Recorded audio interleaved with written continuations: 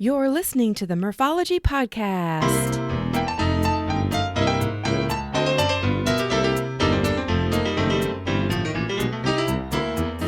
Thanks for tuning in to the Morphology Podcast, aka Murph here to share interviews about biking experiences from cyclists who have pedaled to places all over. Each episode, we will get to know new people and explore new destinations to ride your bike. As you listen to these adventures, you may wonder, why haven't I done that yet? Well, have you heard of a brand of bicycles called Priority? If not, today is your day. Co-founder Connor Swegle is on the episode to talk all things Priority. Priority Bicycles is a small company with big dreams. They went from a Kickstarter 11 years ago to a company with a full line of bicycles that feature a belt drive system instead of your standard chain. This makes for, as they would say, the best low-maintenance bicycles in the world, period. Their strategy is simple: high-quality parts, an efficient supply chain, low overhead, and an online business model. Connor is on to talk about the company, exactly what a belt drive is, and what's in store for the future of Priority Bicycles. A very warm welcome to Connor Swegle from Priority Bicycles. Hey, Connor. Hi, Murph. Thanks for having me. Yeah, I'm excited to get into this just because, not only are you into bikes, right? We're on a bicycle podcast, but you're the co-founder of a brand of bicycles called Priority. So I am beyond excited to find out, a little bit more about you, get into your brain, figure out why you had to start a new bicycle company. There is so much that we need to get into. So are you ready? I am ready. Okay, good. Well, before we get into Priority Bicycles, where do you currently live and what is the cycling culture like there? So I joke with people that I live in the hotbed, the center of cycling, adventure cycling in Manhattan, New York. Oh, I live on geez, the Upper wow. West Side. Yeah, I live on the Upper West Side, and our company is based down in Tribeca. Wow. I hope that means that there is a fixed gear bicycle in your garage or in your home, because that seems like Manhattan.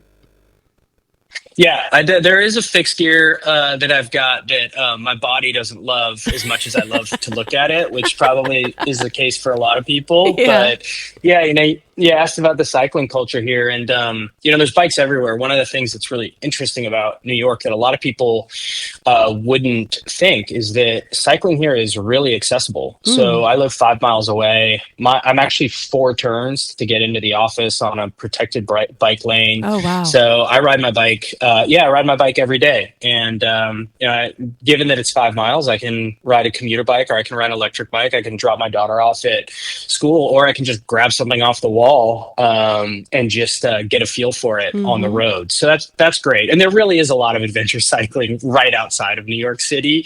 But it's just that, the day-to-day accessibility of riding the city is great. It's hard to understand what you mean by that, because I'm, Midwest Iowa gal, lots of space, gravel roads where all I see are cows. And I'm trying to picture you in Manhattan on a dedicated bike trail feeling safe.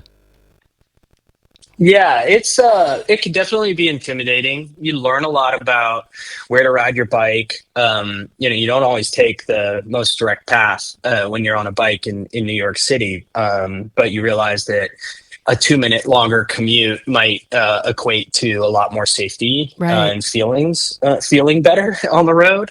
But it does also give us a great perspective for when we get to go to areas like yours. And, we absolutely just enjoy the fact that when there is space, or when there is the sound of gravel beneath us, I think we do really appreciate that. It's almost like Chicago people, how much they love the summer because of how bad the winters are. Yeah, yeah. Well, if you look at your life, where all the places that you've biked, and maybe it's just home, but do you have a particular place you would highly recommend people go with their bicycle? Gosh, that is a hard question, because I think if you have the right attitude for not necessarily wanting any ride to be what you want it to be, but meeting it where it's at, I mean, there's a lot of benefits to, to riding anywhere. Certainly, I'd say that, and this is no surprise to you or no surprise to anybody listening, but RAGBRAI has been a ride that anybody who likes bike and bike shaped things, I always say, like, you should try and get some friends together and do this once in your life, because I have found it to be a pretty life-changing experience. Oh, really? Out there. And very unique in what it offers. And oddly, I mean, I've lived in a bunch of different places. And because of doing RAGBRAI the last 3 years, Iowa is the place that I have the most knowledge of cities and terrain more than any other place in the world. Well, I guess when you're doing it at 20 miles an hour or less, it's a whole different perspective than driving on the interstate. Yep. Yeah. Okay, so you've done RAGBRAI 3 years, you said? Yeah. So overall, what makes you come back? Like, why do you come back? I know you said, you love the terrain and the beauty of Iowa, but what brings you back? Yeah, I think there's a couple things about it. I think that obviously the size and scope of it, right? To be out there with 10 or 20 or even more thousands of people when we were there for the 50, you do get everybody's on this same mission of getting from point A to point B, whether that's in a given day or whether that's over the full week.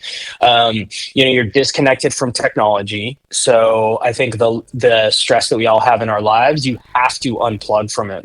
You cannot maintain the same level of contact we have with our communities and work and life when you're out there, because you literally don't have cell service. Right. So what do? It's like you focus on the miles you have to cover that day, and you focus on the people around you. Yeah. And then what RAGBRAI offers, what Matt over there offers, is all of the infrastructure so that you just have to get on your bike and pedal. And when you look at all those factors coming together, I mean, that's the life-changing aspect of it, right? You get down to the simplicity of, like, all I have to do today is get from point A to point B. I think if we all had that perspective in our lives every day, that would be pretty liberating.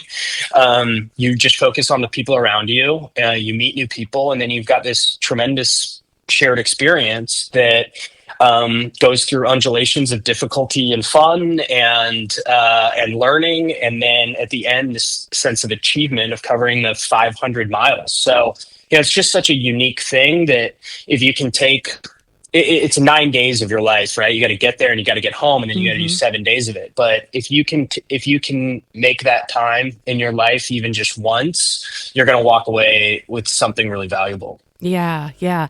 And like you said, all you really have to do each day is get from point A to point B. But man, when you hit your last day and you're dipping your tire in the Mississippi and you're waiting in line for maybe hours, it's so fulfilling. It's hard to put into words.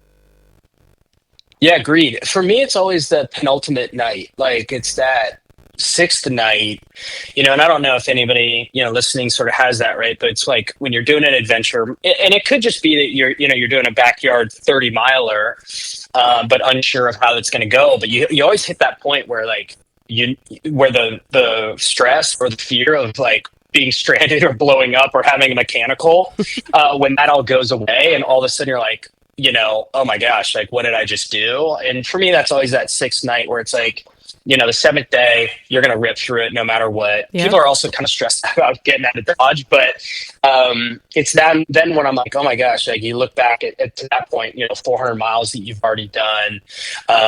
You realize that these people who you've been riding with, 2 days from now, you're not going to see them again, and that's always the point for me on these rides, whether that's RAGBRAI or another ride, where it's like all of a sudden you have, like, this wistful feeling of it ending, right, with the joy and relief of it being done. Right. And I think that could be really overwhelming in a lot of ways, which I think is one of those things that's really great about this format of cycling that you don't really see. You definitely don't see in commuting. Racing is obviously very different, but with adventure riding, you get that feeling every time. So well said. And you're right. For me, it's day 5 where I'm just like, I'm done. I need to sleep in a real bed. I need to take an actual shower, a real but then day 7, I'm just like so sad the whole day. Like, this is it. I have to go back to real life tomorrow. And so it's very similar to what you described, just a day different, I guess. But Yeah, I mean, I love when things suck for sure. Like I think that learning to revel in that part of it is one of the best parts of these, where you're like, oh man, what am I doing? This is ridiculous. But that's like that pendulum swing you need to be able to enjoy it on the other side. Yeah, yeah. Okay, so then obviously, doing Ragbri or any bike adventure, you need a bicycle. And bicycles can be so simple, right? It's just two wheels. All I have to do is make sure there's air in the tire. I jump on my bike and I go and have the time of my life, clear my mind. There's so many benefits to a bicycle. But you went a step further than that. You not only do you just put air in your tires, you actually co-founded a company that makes bicycles. So this is like a dream come true for a lot of people, that not only do they own a bicycle, but I'm just going to go ahead and find the company that is going to make the best bicycles out there, right? Yeah, I mean, I think you have to be slightly crazy. There's a reason why a lot of people want to work in the industry or start a company but don't, right? Like it's a challenging industry. Yeah. It's a very mature industry, right? Like you said, it's simple. It's two wheels and something that makes it move. You slap yourself on it and go. Mm-hmm. So you kind of have to ask yourself where there's an opportunity in there. To be able to kind of serve and find a place, and then there's just the entrepreneurial aspects that are very challenging. So we kind of, I don't want to say that we fell into it. My partner Dave here was a cycling guy that grew up in bike shops, and after college, we worked together in college at a company that did software for bike shops. So that's really where I got an understanding of the technical aspects of bikes. Okay. Just componentry and tiers and different use cases. It wasn't through necessarily being like a bike rat and having like a garage with a bunch of parts stacked onto it. I don't know how to work on bikes, and anytime I try to, our mechanics over here they're like, please get out of this area. But my partner Dave was that guy, and he worked at Giant out of college. And we both went in separate directions. After that, he ended up going into software because of kind of what he was doing over at Giant. But he went into software, became CEO of a software company. I worked in sports and entertainment branding. But after about 10 years of doing that, Dave called me one day, and we're good friends. We've been friends since college. But he called me. He said, "Hey, I have this idea for a direct-to-consumer bike that's low maintenance." And I was like, okay, like what are we talking about here? Well, we kind of had this like technology was on the rise in this direct-to-consumer world. Warby Parker really laying the path of that, and then Dave was really interested in belt drive and this idea that belt drive was on these boutique expensive bikes, big in Europe, and for the everyday rider who just wants to ride a bike and not work on a bike, there's tremendous benefits. So for most people, they get a bike and their chain gets rusty and it gets clunky and it's not changing gears, and so they just stop riding. Right. And that's like the majority of people. And so with the idea of applying belt drive to the bike, we would get rid of the rusty, clanky chain. You'd have an internal gearing, so you didn't have to do tune-ups. And so the bike would just be really simple. And so we started just with this idea of this direct-to-consumer, kind of like a little city hybrid killer, right? Like great price. You buy one bike and you ride it until you don't want it anymore. We launched on Kickstarter. We wanted to raise $30,000 to help fund production, and we ended up raising over $550,000. No way. We sold over 1,500 bikes. Yeah, and I think that this idea, that Dave had, and even at the beginning, I was like, well, should we do a belt drive version and a chain version? And Dave was always like, no, it's a belt drive, man. It's like low maintenance. Like people don't want to work on, And a lot of that came from like when we would go out for rides with our friends, Dave was always working on all of our bikes before we could even go on the ride. He was like, let's not do this anymore.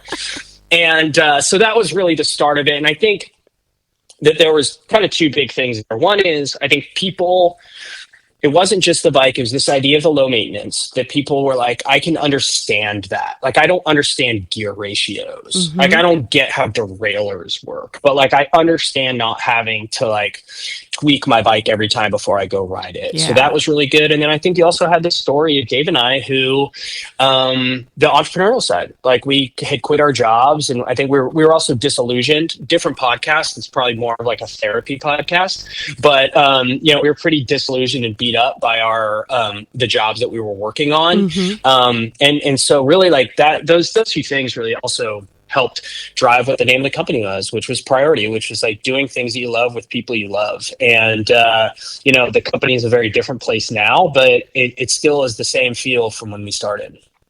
Amazing.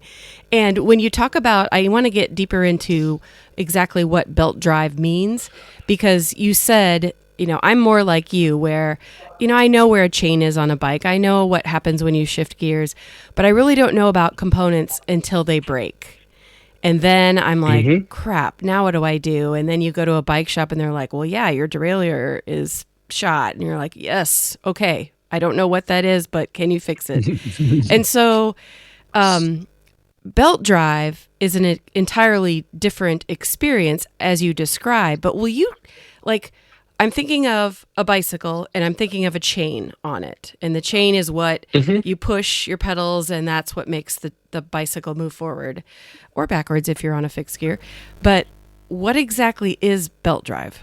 Yeah. So I think a little bit of high level framing is I think anybody who likes adventure riding and likes touring riding should definitely look into the belt drive. We're with Gates Belt Drive, obviously like the premier belt drive product out there. So we work closely with Gates, but anybody who loves touring and adventure and simplicity should definitely be looking at a belt drive bike.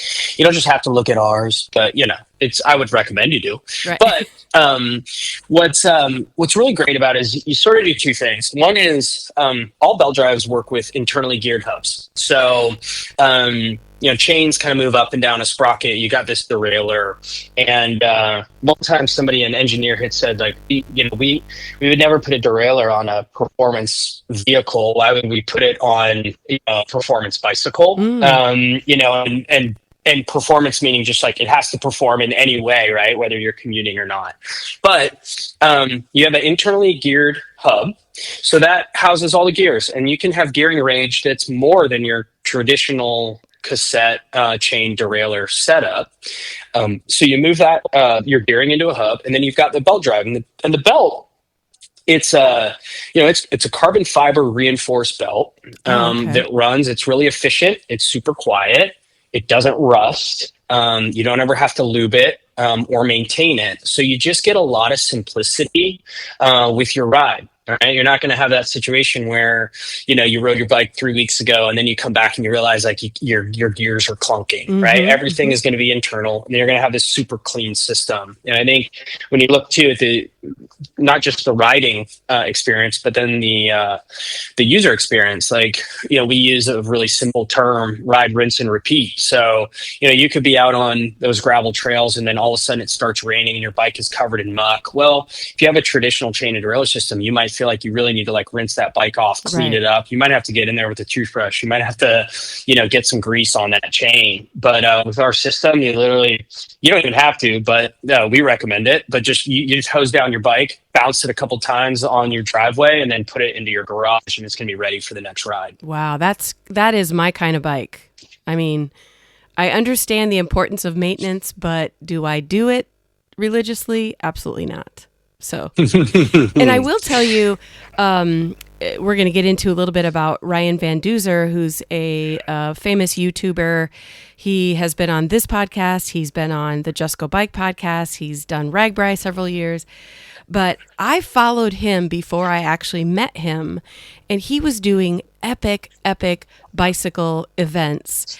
And that's when I first learned about a belt drive, because he would be going from mud to snow to gravel to rocks, and he would be showing his belt drive and be like, look at this. I can squirt my water bottle on it it's fine to keep going. And he would go on super remote adventures and not have a care in the world about his, the maintenance of his bike, which I thought was crazy cool. A quick interruption to tell you this week's podcast is sponsored by Lizard Lips Lip Balm. These great lip balms contain natural ingredients, come in a variety of flavors, and you can choose certified organic or balms with sun protection. Check it out at lizardlips.net. Now back to the show. Yeah, it's when we're talking about RAGBRAI, we were there at the expo, and there was a mechanic stand next to us, so we're just talking. The irony of a low maintenance bicycle company being next to the mechanics, maybe the expo team was helping us out there. But what they told us out at RAGBRAI was the number one issue they have for failure is people's derailleurs, right? Your bike falls over or you hit a rock, and then you can replace the flat tire anywhere, right? We all get flats. That's easy. I mean, you could put the wrong tube into your bike and make it work to get a proper one. But the derailleurs, when those go, you can be in a lot of trouble. Mm-hmm. And Ryan, he just the adventures that he's done are tremendous. And I think that was a huge, we have a great partnership with Ryan Van Duzer, and not just because we work together well, but because we enjoy spending time together. Mm-hmm. I ran an ultra marathon, slight flex there, but ran an ultra marathon for my birthday. My 40th birthday, I ran 40 miles, and he calls me and left me a voice message to just like cheer me on. And I saved it for when, because I knew it was going to get gross and painful at some point. So I saved it for when I knew it was going to hurt. And I think we have a great relationship like that. And we met Duzer. I'll call him Duzer because that's how most people call him. But met Duzer at a PR event. Oddly, 7 years ago, and we were riding bikes in Minneapolis. I'm sure you got some Minnesotans here, and we rode on a frozen Lake Calhoun, and it was a media event that we were doing in partnership with a hotel. And it was funny because Duzer was like, I don't really like doing these media events anymore. But he's like, so that was my last one. But we happened to meet him there. And we started getting talking. He's like, I've never owned a car. I do everything by bike. I love belt drive. I love internally geared hubs. I love the simplicity. So we were, getting bikes his way. He's riding. We're getting to know each other. And then when he said, one day we were talking, he goes, I want a bike with a specific setup to do the Tour Divide. Mm. And that was a big light bulb for us. And, obviously Tour Divide being, one of the most global iconic touring routes, not only a great ride, but a great race, very unique in its challenges and very challenging. So he had this idea to really apply this low maintenance perspective, but for something that would be as challenging as the Tour Divide. That bike was called the 600X when we launched it, and it did have the Gates belt drive, which is obviously very unique, but it also had a pinion gearbox, which is a sealed gearbox with a 600% gear range. Essentially, what that means is if it gets wet, if you've got a big hill or you have big descent, your bike is loaded up, you're going to be covered. And so, I think that gave us a really good perspective into this world of adventuring and touring. And, not everybody does the rides that Duzer does. We certainly don't. But I think the core of what we've uncovered in terms of just that simplicity, the ability to haul your gear, the ability to be comfortable, the ability to not be worried that your bike is going to fail on you, right. Has really come out of that relationship. And we have now 4, 5, 6 different adventure bikes that we've built that really have come from from those conversations. And I want to ask you about some of the bikes that you offer, but I feel like this is a good segue into the Duzer Cruiser. Yeah. The Duzer Cruiser, that's another great trip, and we just did it. Duzer has talked about these Thursday night cruiser rides that have existed for years. The city, cyclists, hundreds, sometimes 1,000 riders will take over the city, and the city of Boulder is very open and accepting to it. And they cruise around and have a couple dance parties on a Thursday night. And it is an amazing community event that happens by bicycle, open, accepting, very, everybody's very concerned about each other's safety. Mm-hmm. And so, We do have a beach cruiser. We have a lot of recreational bikes because the belt drive is great for that. And we did a doozer cruiser, which was inspired by Colorado and everything that we've kind of learned about how great that cycling community is. And then, yeah, just recently we got a chance to actually experience the cruiser ride itself. Wow. And the cruiser ride, I've only seen it on social media, but it looks like it's hard to describe because it's just a casual, fun ride, but everybody has the same feeling of we are out on bicycles, we're feeling free, we've got the music going, we got crazy outfits on. It just looks really fun. Yeah, imagine critical mass with no bad vibes, and maybe mix it with like put all the good vibes of Burning Man, and you've got the Boulder Thursday night cruiser ride. Cool. Okay, so you've described, the cruiser ride, right? Which is, a little way different bicycle than when you're doing the Tour Divide, which brings us to the types and styles of bicycles that Priority has available. Yeah. I think that bike people would be very interested to see our portfolio because at a glance, it may just seem like there's just a lot going on, right? Because we have kids bikes, we have recreational bikes, so town cruisers and beach cruisers. We have commuters, and we have adventure bikes. And so while seemingly these are all completely different categories, which they are, but they're all really purpose driven. And I think the goal with Priority has always just been to make the best bike for the application. So like when you look at a kid's bike, and the reason we made our kids' bikes is because Dave's kids were getting to the point where they needed bikes and we couldn't have them riding another brand. So like, we got to make a kid's bike. Right.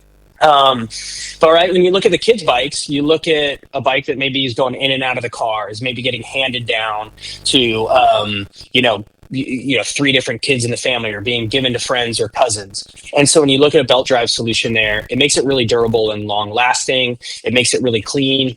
Kids love touching shiny things. They love touching dirty things. With the belt, you're not worried about them getting all greasy, you getting all greasy. When you look at the recreational line that we have, our low maintenance perspective is great because you don't have to worry about getting a tune-up on your bike every season, and it's going to be really comfortable and really silent. You're going to always have access to all your gears. When you move out to the commute world, certainly that's like a home run place where, if you're in adverse conditions when you're riding, or if you're a year-round commuter, that low maintenance perspective is going to be huge for you being able just to kind of get on your bike and go. We talked about adventure, but then also in electric, you get a really efficient, clean, and smooth ride when you have your motor, whether it's a hub motor or mid-drive motor, with the belt drive application. So we always just think about use case. We always want to make the best use case bike at the best value for the rider. And we know that there would be other bikes that people need. So we would never say that you're going to replace your performance road bike with the belt drive internally geared hub. There's just, it's going to be heavier and it's not going to be as fast as what you've got. But if you say, hey, you want to hop on a gravel road and ride 70 miles and maybe bring some gear along with you, you absolutely should take a look at us. You're describing exactly how my favorite style of biking, which is to kind of go at a average pace. I almost always have stuff on my bike, whether it's panniers or if I'm going camping, carrying all that stuff on my bike. That's my favorite way to bike. And to know that something is going to be closer to maintenance free is like icing on the cake. Yeah, it's nice. I feel like it's great when you walk by your bike and you know that it does a lot of different stuff for you. I think everyone, especially everyone here, it's like everyone has kind of their own bike, and over time, your bike takes on your own kind of flavor and style. But it's nice to be able to walk by one of our bikes and think about the stuff that it can do and the things that you can do on it. And it's also great, walk over and talk to a coworker and see how they're setting their bike up and learn a little bit about, I can see the advantages of that, or, I might try that next time. And it's really fun. I think it gives you a great feeling of escapism when you see Sure. the bike. You might be stressed out. You can kind of see it, and you can imagine the, different racks or setups that you might have, and think about what you could do, even if you actually don't have the time to do it. Yeah. Okay, so hopefully none of your bikes are listening right now, but do you have a current favorite priority bicycle? Oh, I'm gonna not answer your question by So having two answers. your bikes are listening. They can Yeah, hear I you. have two answers. So yeah, my go-to is our Gemini. So our Gemini is it's a pinion smart shift, so electronic shifting gravel adventure bike, Ooh. and that's what I've done in the last few years at all of our adventure rides on. Big gear range, comfortable, a bunch of mounting points. You can set it up in a variety of ways, whether Mm. it's like a 1 day or a 3 day or a 7 day. And so just a lot of flexibility to play with there. I also have a version that the team here tweaked out for me that's a little bit almost more of a cruiser commuter bike, which is just funny to have like this expensive overbuilt bike just to ride 5 miles. But that's like my go-to. And I think that, for people looking for that format of a bike, right? Drop bar, adventure bike. It's an amazing solution, and we feel like it's an amazing price. But the other one that I've been working a lot on recently is we're actually launching our first full suspension mountain bike, which will Oh. be really innovative for the technology. So we've been embedded in that, and that's been another learning process about a whole different format of riding. I would never embarrass myself by actually riding with the people who develop and test and are working on the bike, but it's been really fun just to, from a technical side, to see what's happening in that space, just because it'll really stand out. Yeah. And the audience that listens to this podcast understands that, many people, including me, have multiple bikes for different types of terrain, types of adventures. Like you said, a commuter bike, it might not be what you want to take on a week of RAGBRAI, but maybe it is. I don't know. I mean, we had a guy with us on this last RAGBRAI who rode a full suspension mountain bike the whole time, which was just an amazing feat of strength. Wow. I don't understand how he'd just be bouncing along next to us, and we're suffering packing our stuff, and he's just bouncing along, smiling. I was like, this guy is a beast. Wow. Okay, so if somebody is, listening to this and they're like, I need to know more about priority bicycles, and you said it's direct to consumer, so I'm assuming there are places that people could go to test ride, but where can they go if maybe they don't have a test ride area near them? Yeah, so prioritybicycles.com is the best place for us. On our social, we're at Ride Priority, and those are the best places. And I think that there are some places. If you're in New York, you could come by our showroom here. If you're in the Bay Area, in the North Bay, there's a location at the Extra Cycle store in Mill Valley that you can check out. We have still. Yeah, there are some shops around that we have partnerships with, but we have maintained a pretty good direct to consumer relationship. I think the benefits of what we can offer from a pricing standpoint Mm-hmm. are really good. We have a liberal return policy. And the other thing that for us that makes us unique is that we do have all of our customer service here in-house. So when people have questions, like, you can chat with us online, you can call us, you can text us. And while a lot of people might say, well, is that really that unique at all? And it is. Like, if you get back, we do customer service 365 days a year. Oh, wow.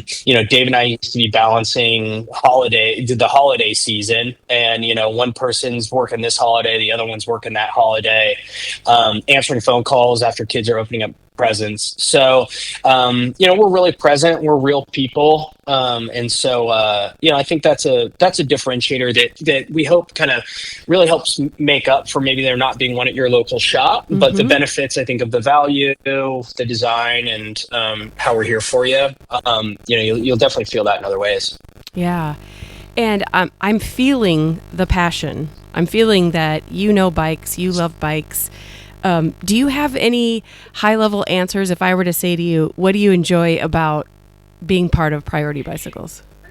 Yeah. I mean, look, I enjoy not having a boss that yells at me because I definitely didn't like that before.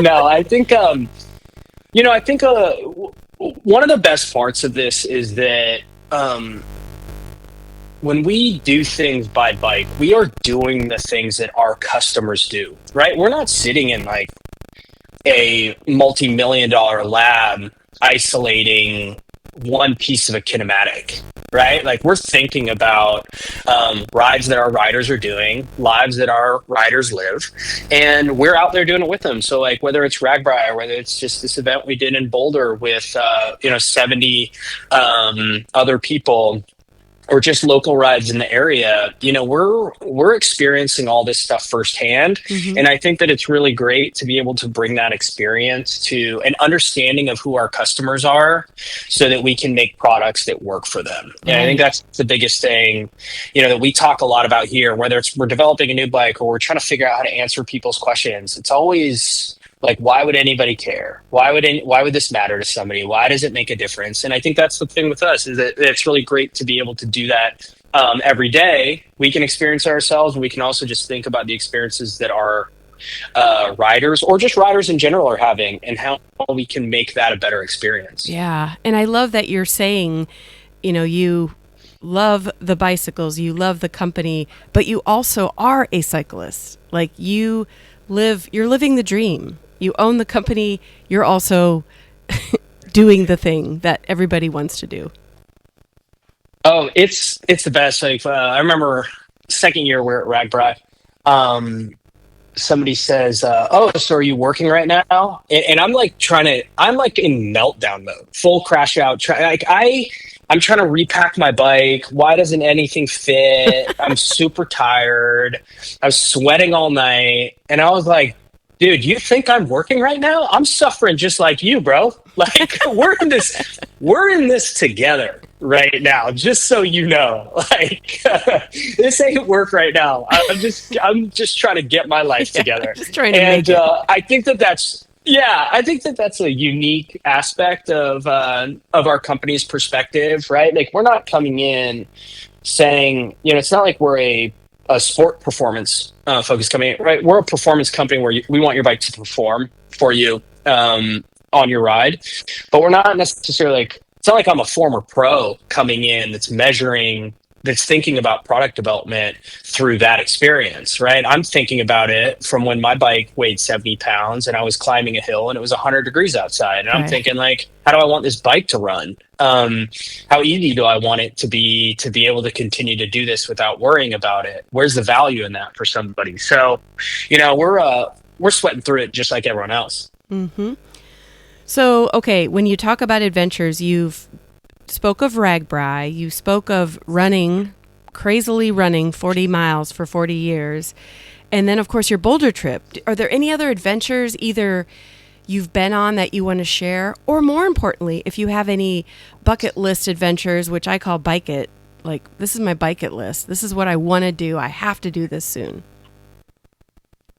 Yeah, I think we're trying to think about what we want to do next year. We're actually taking a break from Ragbri for a year, and I think it's because um, that bucket list starts to get bigger the more stuff that you do, and so we're just kind of thinking about the time and the logistics. If we want to bring other people along with the ride, how much work that takes to Mm-hmm. plan a ride. Like for us, our goal, if we plan a ride, we want people to be able just to show up with their bike and then have it laid out on like what they have to do and where they have to go. I think that's really important when you're in a new place, and it takes a lot of work on our side.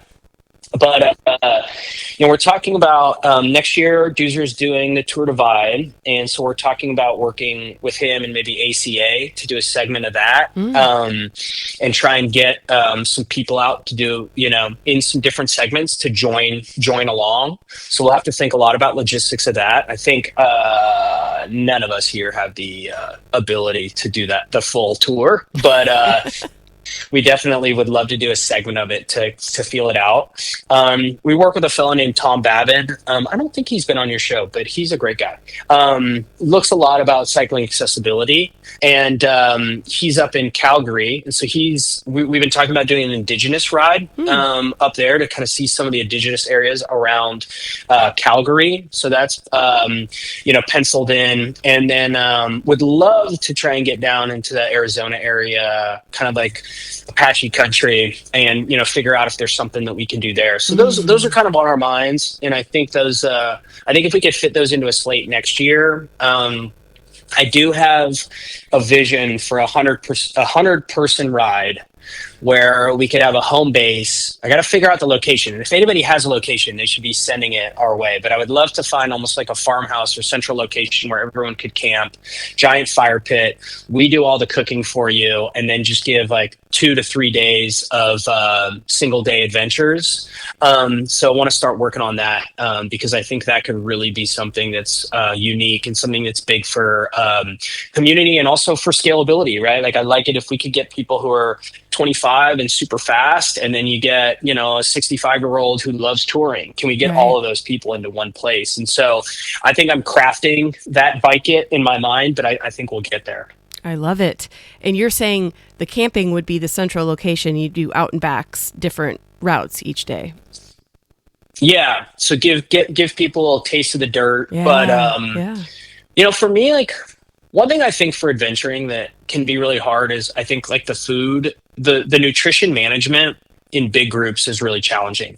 Pacing is not that big of a deal when you have the route laid out for people and kind of what, if somebody finishes it in 4 hours and somebody finishes in 7, who cares? You're all going to the same place.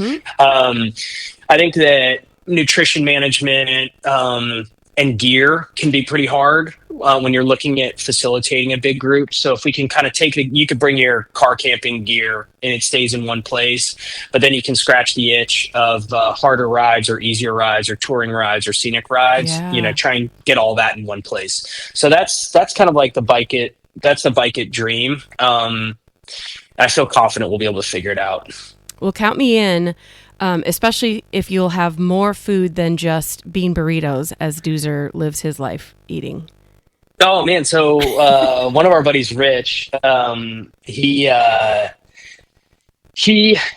his friend, they're both restaurateurs. So he was like, "I'll bring all the cooking gear," and so we're talking about like I want to have like chef's experience in terms of it doesn't need to be like fine dining, but I mean like imagine doing like a 40-mile hard ride and then coming back, your tent is already set up, and then you've got like real food on the grill that you're coming back to, maybe a margarita machine. I mean, that's the type of like bike packing that I'm into. Like scratch the itch of the hard stuff, but like give yourself a little bit of love at the end of the day. Not everything has to be hard about hard cycling. Oh yeah, I love it. It's the best of both worlds. You're getting the social aspect, you're getting the fun part of it, and then you also are biking. Yes. Yeah, do it all. Oh, cool. I love it. Where do you see your company going as you go forward? I'm feeling like you're getting more into the adventure side of things, but you still have those commuters, you have the e-bike, as the kids grow, you have the kids versions. Like, where do you see the company going? Yeah, I think there's two things with priority that we need to be thinking about. One is our portfolio of products. Just all of a sudden you looked up one day and you're like, geez, where did all these bikes come from? So I think that from a company standpoint, I think being able to really be able to show new people who are coming to the site, like what their pathway is to the right bike. I do think technically that's like on our goal list. But then I think it's really just continuing to sharpen our pencils around use case. And certainly in this like adventure and touring space that we we're keeping learning more and more about where the belt drive, low maintenance perspective can be really helpful. full suspension mountain bike launch. The bike's called the Vamp. That is going to be a huge milestone for us. That is going to open us up into an actual performance world for enduro riding. I think that will be really interesting. But I think, just monitoring some of the trends in touring, I think a lot of people are finding their way to touring, adventuring. And I think that there are slices of development there that we could be doing to continue to offer more options for people.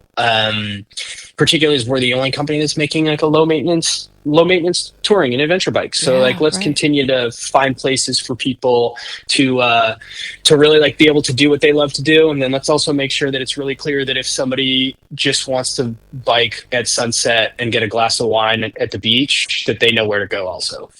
All right. And I feel like you've already said it a couple of times, but any advice you would have to just people who love bikes and maybe there's a priority bike connection that they can make? Yeah, I think, advice that I have for all riders is definitely determine the type of riding that's most essential to you, and like really trying to get down, like, how would I really use a bike every day? And then use that to sort of guide where you go with your interests or with your dollars, right? Like, I think sometimes people want to buy the bike the bike experience that they idealize. But I think it's really good for people just to think, hey, what's the most important thing for me about a bike, and how do I want this to perform for me? And then I think that can help guide them within cycling to the right type of bike for them. If you make the right buy for that, if your interests get bigger and better, or not bigger and better, but just bigger or more ambitious, you can always scale up. You don't want to scale high and then not use what you've got. I think it's a great way to just think about how you engage with bicycles in your life. And then certainly, if when you look at that checklist and it has to do with, that low maintenance experience, you want to do some adventuring, you want to do some touring, then I definitely think that's a great place to sort of meet us and see what we've got and if we can help you. And the good thing with us is, like, literally, if you just send us a text, we'll text you back. Wow. And it's not a automatic response. It's actually a person? Yeah, a real human that works here. It's like such a novel idea.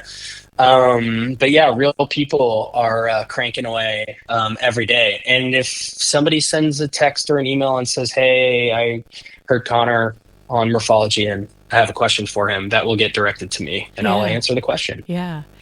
And, Priority Bicycles, it's a proven company. You've been around for what, 10 years? Over 10 years? Yeah, 11. 11 years. 11 this year. And it's unique in, the whole belt drive, the low maintenance, the just like simplicity of being able to just get on your bike and ride and not have to worry. I don't know. It's really, really cool. I'm so glad that you came on the podcast to talk to us about Priority, but also just about your life. Oh, thanks for having me. Thank you for shining a light on all the cool adventuring and experiential things people can do by bike, because I think everybody should try it at some point in their life. For sure. And tell us one more time, either social media or a website if people want to learn more. Definitely. So prioritybicycles.com is our website. On socials, you can find us at ridepriority.com. Until somebody else can handle it, I'm the person on Instagram. So if you shoot a message and say hi, you will hear back from me. Cool. And I know my first order of business is to dig into this Gemini bike. I need to know more. I need to see it because it has piqued my interest. And you got a guy. You got a guy who can help you. I know a guy now, right? Yep. All right. Well, Connor, thank you so much for being on the podcast. And I look forward to seeing where Priority Bicycles goes as the years go on. Absolutely. Thank you for having me. Well, listeners, that's it for this week. Email me at morphologypodcast@gmail.com if you have a topic or the name of a cyclist you find interesting. And visit both my Facebook and Instagram pages for daily entertainment. I have more great episodes in the pipeline, so I hope you continue to be a Morphology Podcast listener.